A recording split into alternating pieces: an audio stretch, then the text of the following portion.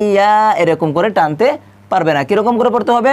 হাইয়া আলাস সালাহ, হাইয়া আলাস সালাহ, এখানে কোনো টান হবে না। তো তারপর দেখুন আলাস সালাহ মে আইন কো, আলাস সালাহ এই আইনটাতে আপনারা কি করতে পারবেন না? হামজা লাগিয়ে দিতে পারবেন না। এখানে আইন আইন করে উচ্চারণ করতে হবে।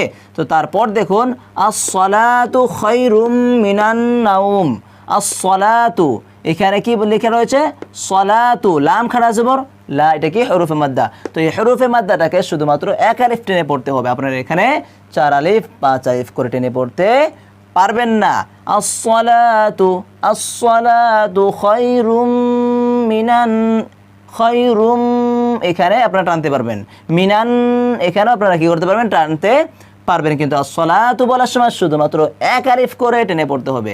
আস-সালাতু খায়রুম মিনান নাওম।